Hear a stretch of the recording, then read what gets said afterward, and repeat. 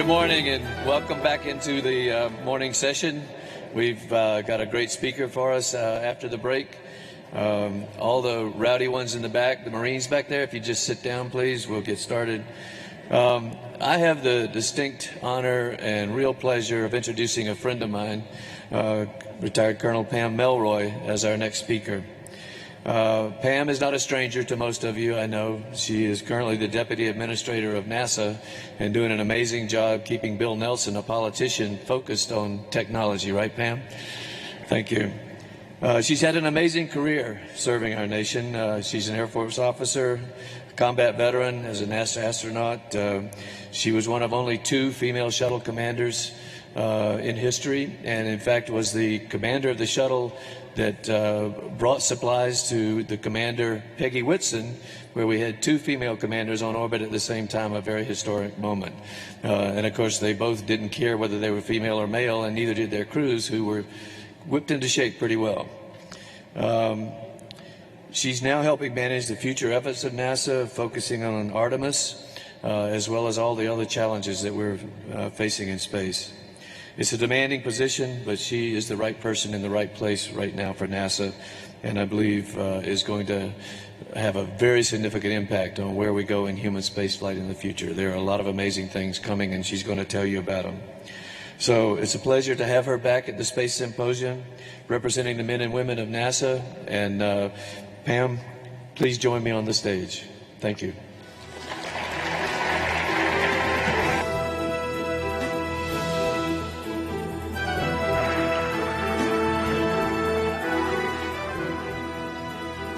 Thank you so much, Frank. I appreciate that. Usually I'm the rowdy one in the back. So on behalf of Administrator Nelson, it's my pleasure to speak with you today in this wonderful venue at a very auspicious moment in our history.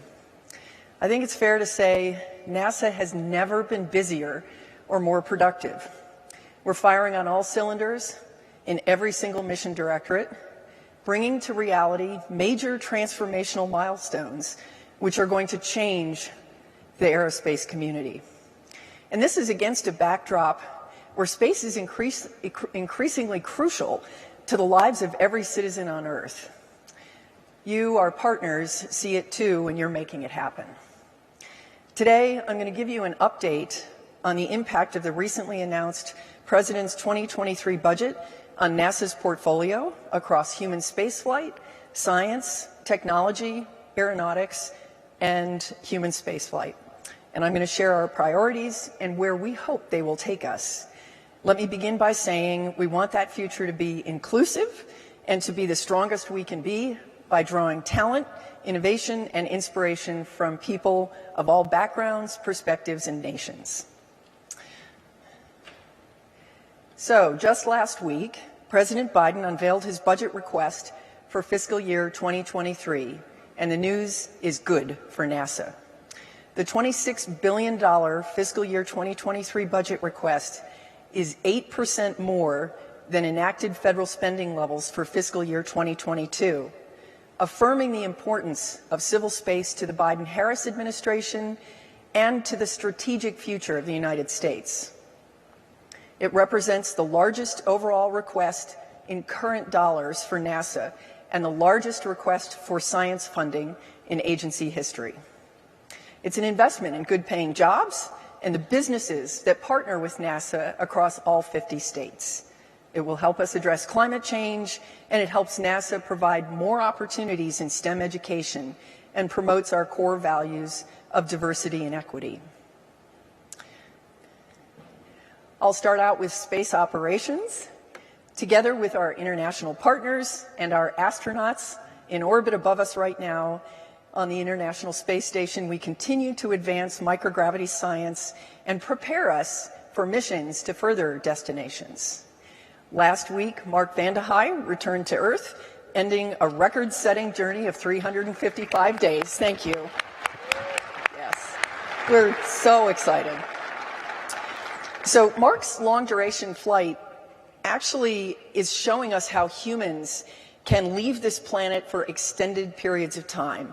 And our congratulations to Mark on this incredible milestone in human spaceflight. This budget aligns with the administration's direction to extend the International Space Station operations to 2030, and we look forward to working with our international partners to achieve that. With over $220 million for commercial LEO destinations in this budget request, we will continue to work with our industry partners to lay the foundation for a follow-on commercial destination and continue to develop the commercial new space economy. Those kids today who are inspired by seeing experiments in microgravity or even just an astronaut doing a backflip in space, they're going to be the ones who will be doing them on the next generation of commercial platforms.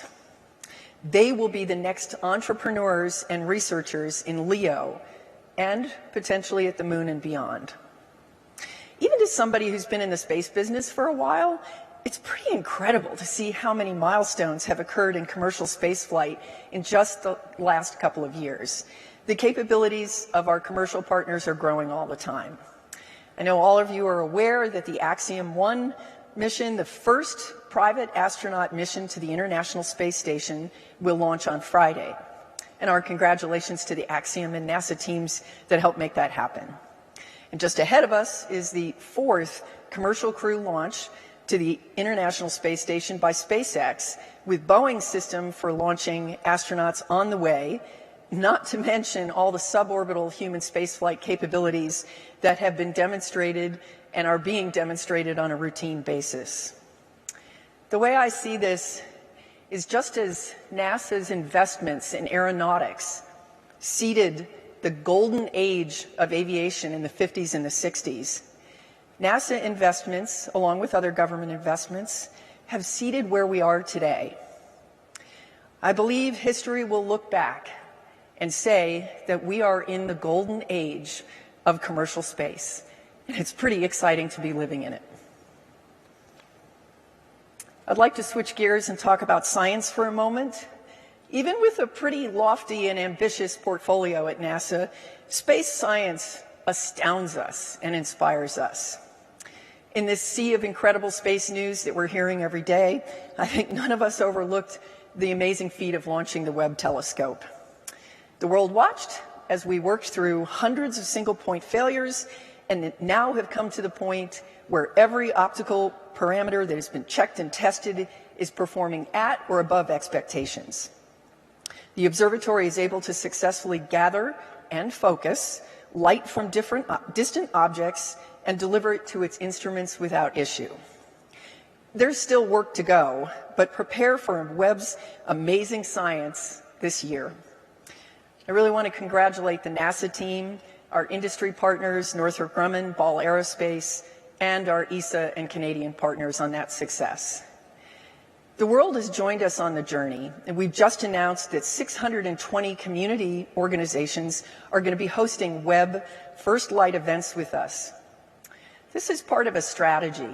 This strategy of sharing the ups and the downs and the drama of each step of the scientific journey is a strategy that we are hoping will help everyone understand how science works.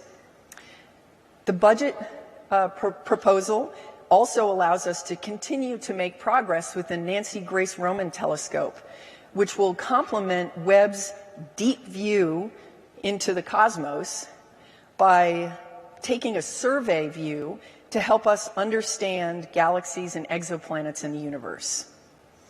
Asteroids also continue to be at the forefront of the world's consciousness. This year we will launch Psyche to study a very different kind of asteroid, and we anticipate our planetary protection mission, DART, this fall will help us shed light on a potential deflection technology that perhaps we could use on a dangerous near-Earth object. The President's budget will also enable our Mars sample return. Okay, not quite the right. Can you go back one? What am I showing? Nope, go to the next one. Thank you. Mars sample return. President's budget will also enable our Mars sample return mission in partnership with ESA, which will revolutionize our understanding of Mars by returning samples for study using the most sophisticated instruments around the world. And that work is already underway with the Perseverance rover collecting those samples, even as the rover continues on-site search for signs of ancient life. Those samples could be the best opportunity to reveal Mars's early evolution and potential for life. This mission is a huge challenge. It's an enormous technical challenge. We'll have a lot of firsts on this mission, including the first time several vehicles would land on the surface of Mars orchestrated around the same time. It will also be the first launch from the surface of another planet with the Mars Ascent Vehicle, and the first international interplanetary relay effort using multiple missions to bring back a sample from another planet. This is also a very exciting year for aeronautics. We are back in the X-plane business in a big way. We intend to lead in green aerospace, including our X-57 all-electric aircraft scheduled for flight test this year. And additionally, the 2023 budget enables us to begin planning for the next X-plane through the Sustainable Flight National Partnership, which will demonstrate flight efficiency capabilities that can transition directly to narrow-body civil aviation. We also continue enthusiastically in the X-plane business with the X-59 later this year, which will demonstrate how we can mitigate sonic booms and, we hope, lead to persistent supersonic commercial flight. I'll go on to space technology. Our space technology work continues the TechMat, early stage innovation and partnerships that are truly the seed corn of the agency. These partnerships help us develop the technologies of tomorrow that will fulfill our vision of exploration. Satellite servicing, fission surface power, and a test of a new type of heat shield for atmospheric reentry that will help us deliver much heavier payloads are just a few of the things on tap. In this budget, we're also demonstrating our commitment to nuclear propulsion, which will enable greater capabilities across the science and the human spaceflight portfolio. And of course, Artemis.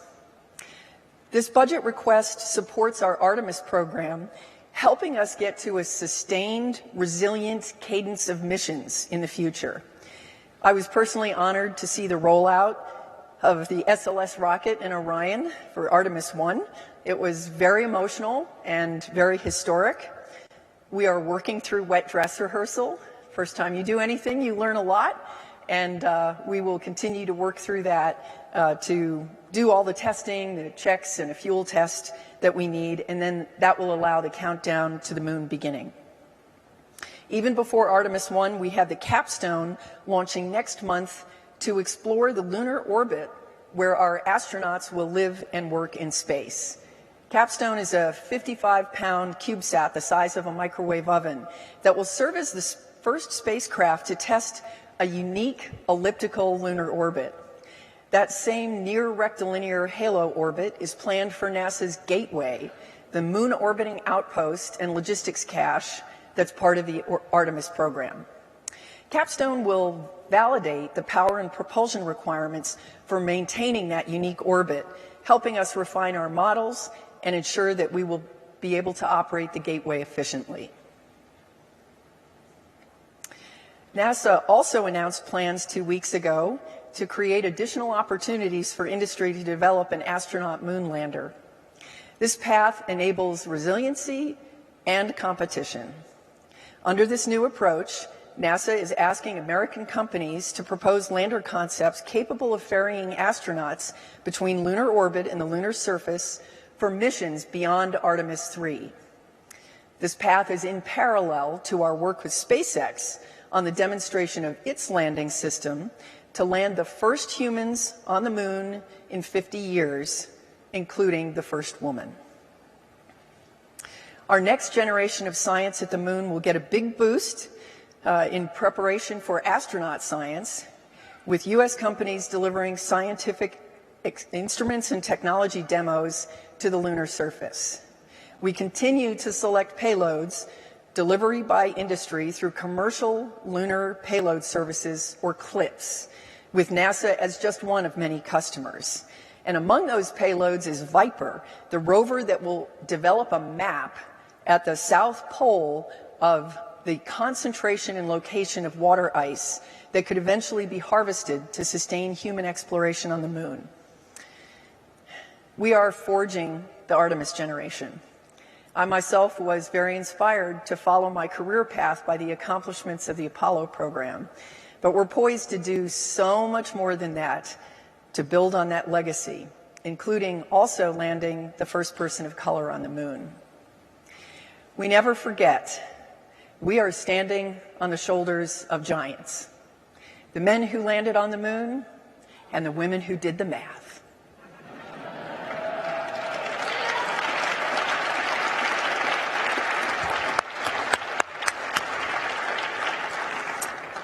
I'd like to shift gears now and talk about the agency's priorities. First and foremost, we will continue to be a global leader in science, aeronautics, space technology, and human spaceflight. But in addition, for the agency, we have three cross-cutting priorities: climate, workforce, and the Moon to Mars strategy. Our changing climate is creating an existential threat to all of us, crew members of Spaceship Earth. And NASA is uniquely positioned through our Earth Science program to contribute to one of the first key priorities of NASA, understanding climate change. This year, with our international partners, we initiate the Earth System Observatory, a series of Earth-observing satellites that will measure key parameters to improve the world's understanding of climate change. As we have measured Earth in the past, we've discovered that the most important thing to quantify is not just water or weather, soil moisture, or any individual thing, but actually to study Earth as a system. And so NASA's work here in the Earth System Observatory is critical for the entire planet. I've already mentioned our efforts in aeronautics around green aviation. We will continue to integrate our climate efforts across the agency for maximum synergy. And we will initiate the Earth Information Center, an effort to bring together our space-based climate data along with data from our interagency and international partners into one place. This will help make it more accessible to scientists, yes, but we really intend to make it more accessible to decision makers and also all citizens, especially in our communities that are most affected by climate change. Our next priority is our workforce, because they're our backbone. We've recently gone through an enterprise transformation in our Mission Support Directorate, and we will continue to encourage and facilitate a one NASA, one team approach to everything we do. We recognize that our investments in commercial space have broadened the pool of choices available to us for how we accomplish our work. Understanding the best practices in those kinds of partnerships and defining the unique and crucial role of the NASA workforce for the future is a key priority. The future of work is something every single person in this room is wrestling with. I think we all feel exhilarated, maybe a little daunted to all be together again. We believe that getting that right is absolutely essential to support a future where we're still the employer of choice. And although this is mostly an inward-facing priority, we also intend to work with our industry and government partners to advance a diverse pipeline and workforce for the entire community. Now I'd like to talk about our Moon to Mars strategy. This is a special moment for us as we prepare to launch Artemis 1. We have a pretty solid plan laid out through Artemis 4. We have hardware for each of those missions, either fully completed or under construction. We have clear goals for each of those missions. But there's a lot of questions we have to answer about what comes next. So as we prepare to launch Artemis 1, this is a great time for us to stop and think about our Moon to Mars strategy. This is a cross-cutting priority for the agency. Although the Exploration Systems Directorate, led by Jim Free, is responsible for executing the Artemis campaign, the goal of solar system exploration actually spans all the mission directorates. And yes, I mean all. Aeronautics work in hypersonics directly supports entry, descent, and landing. We see capabilities such as the current Ingenuity helicopter on Mars just completed its 22nd flight, and the future Dragonfly aerial vehicle on Titan. We're going to continue to see the seams between air and space blur. And science, of course, is front and center in exploration. We have come so far since Apollo. So our astronauts on Apollo had a scientific tool. It was a scoop that allowed them to pick up rocks to put into a box and bring home. Those samples have proved to be a treasure for the whole world.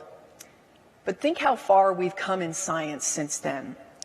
The science we will be able to do in situ with more sophisticated instruments, with maps of water ice and other resources available real time, not to mention the advances we're making in communications so that we can have high-speed data returned to the Earth, surface transportation that will allow us to row further, and human and machine teaming capabilities. We think they're going to transform science on the Moon and Mars. I referenced the Mars sample return earlier. That will be absolutely essential science to have. It will help shape and guide our Moon to Mars science strategy, particularly in the area of where we send humans in the future. So now we're ready to move just beyond a visit. In order to do that, we need to build a scalable infrastructure capability to provide that foundation for living and working on another planet.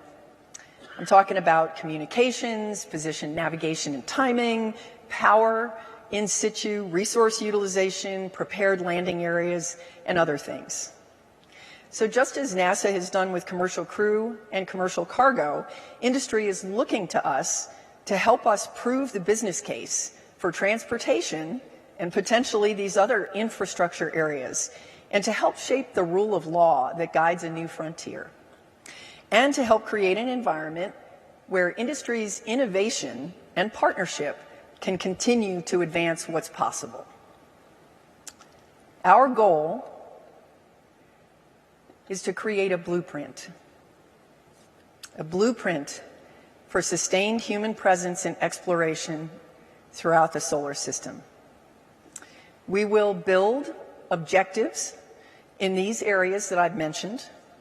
They will act as our guidepost over the next 2 decades as individual programs advance and technologies advance, to help ensure that the things that we're doing are integrated and stay focused on that goal.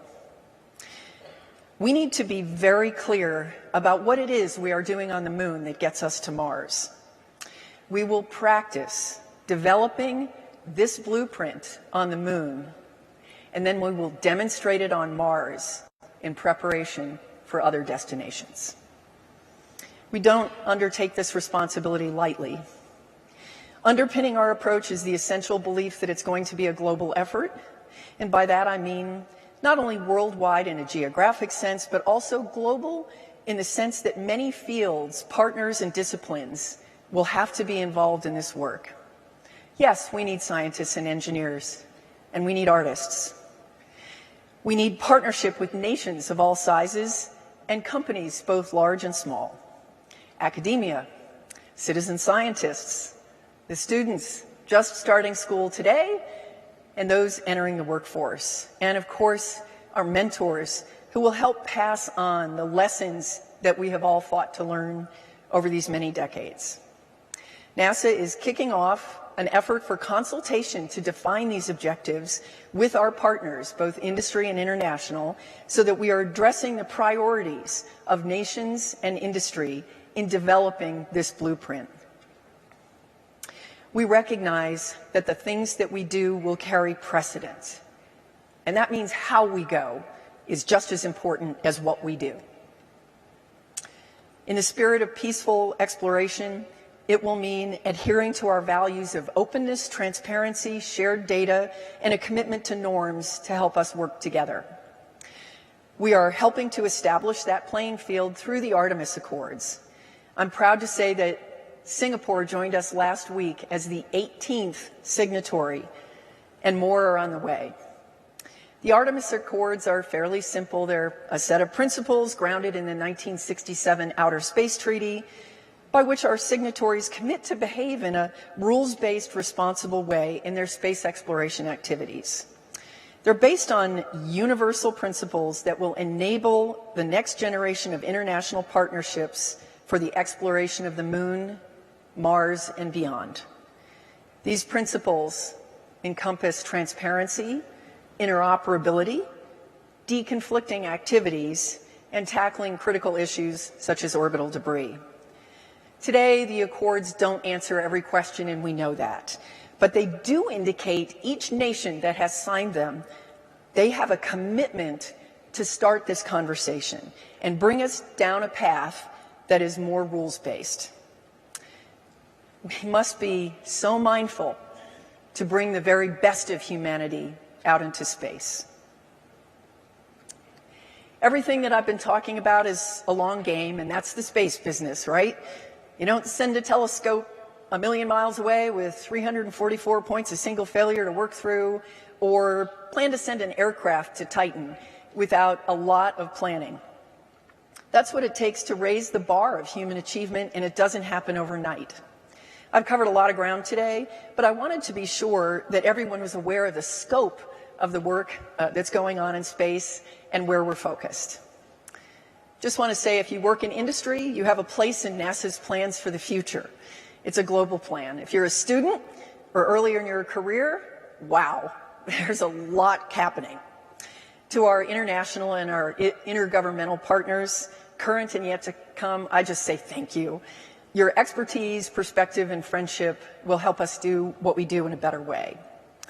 If you've seen the pictures of the SLS rocket stacked on the pad with Orion, you know that the dream of going beyond low Earth orbit with humans is no longer deferred.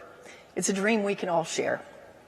And we at NASA look forward to working with all of you in the coming months and years. Thank you.